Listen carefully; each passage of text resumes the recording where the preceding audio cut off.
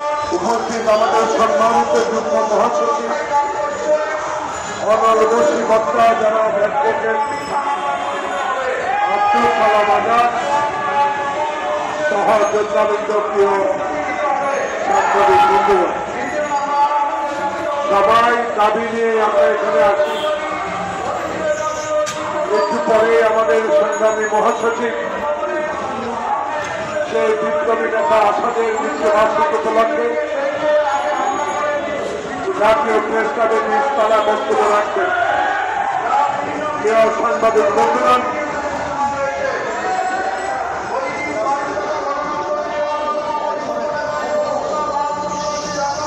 আমি অত্যন্ত সংক্ষেপে কয়েকটি স্পষ্টকর কথা বলতে চাই। আজকে সকালে ঘুম থেকে উঠে সকল পত্রিকা, মিডিয়া, অনলাইন, ফেসবুক সব একটি সংবাদের প্রতি আমার নজর এসেছে। সংবাদটি হল গ্রামের অভিষেক অনুষ্ঠানে হিন্দুস্তানের জয়শঙ্কর দাদা গিয়েছিলেন। গতকালকে এই দাদা আমেরিকার ফরেন মিনিস্টারের সাথে আলোচনা করেছেন বিশ্ব রাজনীতি নিয়ে, প্রতিবেশী বাংলাদেশের রাজনীতি নিয়ে। সেখানে একটি কথাই উল্লেখ আছে। এক সাংবাদিক প্রশ্ন করলেন, বাংলাদেশ নিয়ে কোনো আলোচনা হয়েছে কিনা।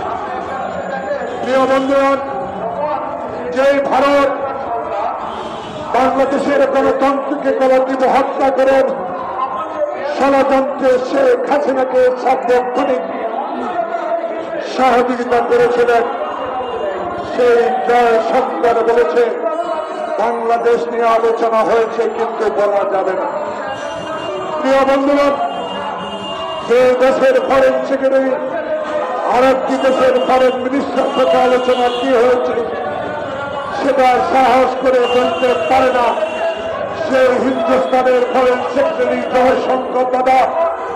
আপনাকে আমরা স্পষ্ট করে বলে দিতে চাই, বাংলাদেশের আভ্যন্তরীণ রাজনীতি নিয়ে আর কখনো মাথা ঘামাবেন না।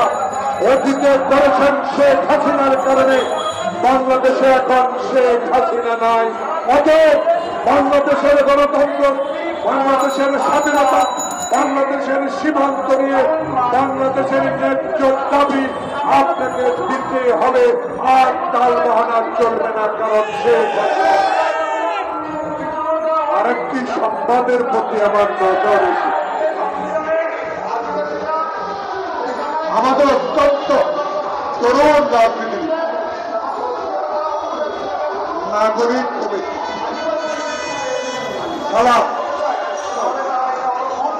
নাগরিক কমিটির পাটোয়ারি সাহেব আমার খুব প্রিয় ভাজন। রাজনীতিতে আমি অত্যন্ত সম্মান করি না।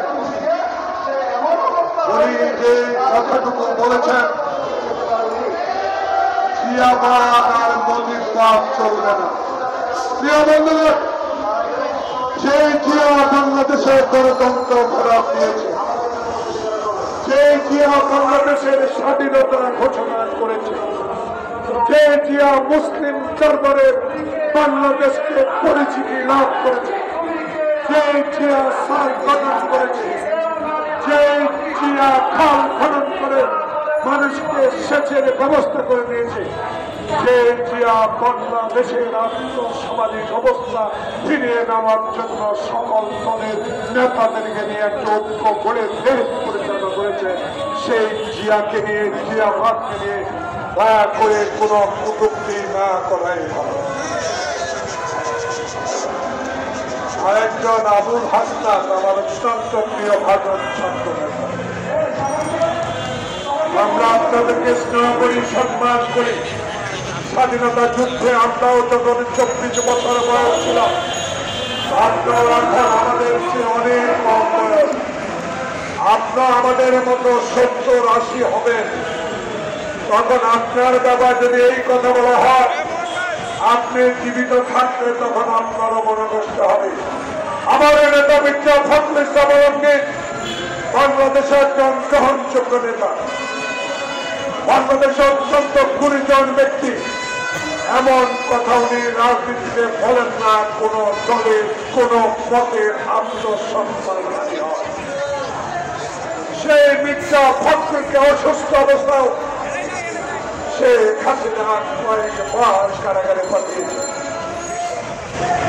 আপনি বলেছেন বিএনপির নেতারা নাকি আওয়ামী লীগকে পুনর্বাসিত করার চেষ্টা করছে। প্রিয় বন্ধুগণ, আমরা স্পষ্ট করে বলে দিতে চাই, বাংলাদেশের এই আন্দোলন, এই হাসিনার পতন শুধু জুলাই আগস্টের মধ্যেই সীমাবদ্ধ ছিল না। যে আন্দোলনের মধ্যে দিয়ে 16 বছর আগে আমরা বাংলাদেশের সকল মানুষকে নিয়ে, সকল গণতান্ত্রিক দলকে নিয়ে শেখ হাসিনার স্বৈরাচারের বিরুদ্ধে আমরা কঠোর আন্দোলন করেছি। জেলগুলো আমরা অন্যায় অত্যাচার সব সহ্য করেছি। রাতে আমাদের ঘুম হারাম ছিল, আমরা কবরস্থানে ঘুমিয়েছি। আমরা হাঁটু পানিতে দাঁড়িয়ে রাত করেছি। আমাদের মামলা হাজার হাজার মামলা, 40 লক্ষ আমাদের বিএনপি নেতা কর্মীর বিরুদ্ধে মামলা। আসতে চাই সেই আন্দোলনরত দলের মহাসচিব এবং দলকে নিয়ে অনুগ্রহ করে এমন মুহূর্তে আপনার বলা ঠিক হবে না।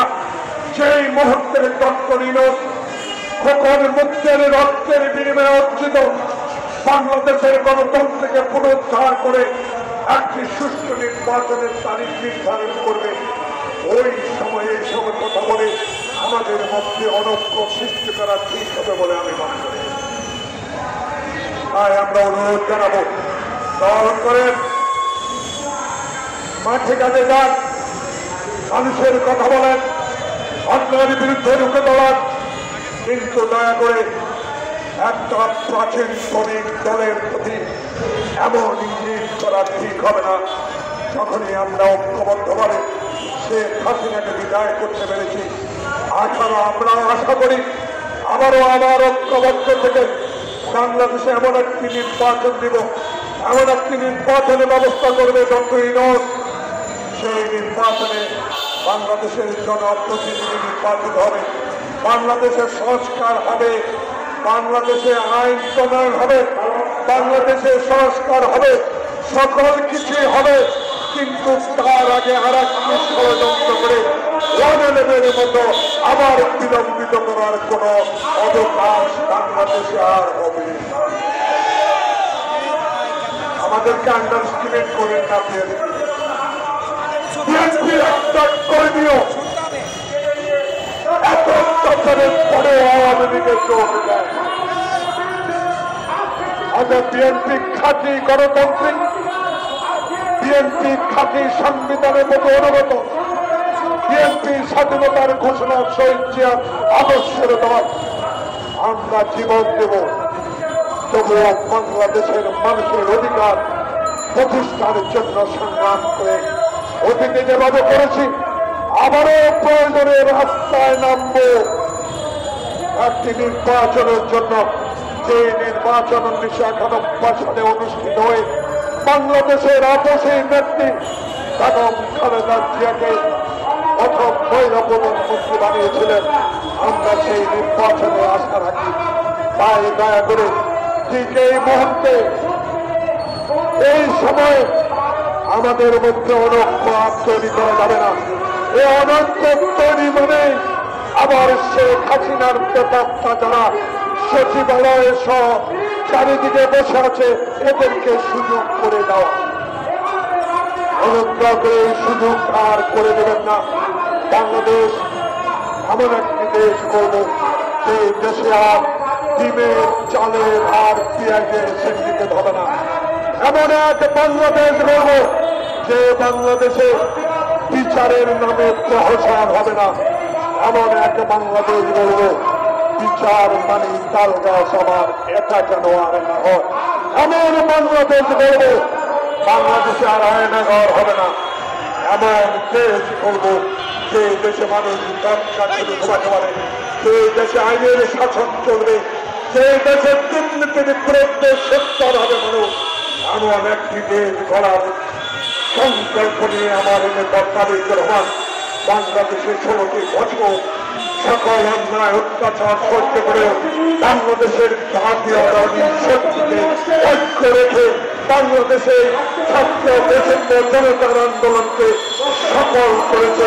সেই সফলতা যাতে নষ্ট না হয় এই অনুরোধ রেখে সবাইকে ধন্যবাদ জানিয়ে আমি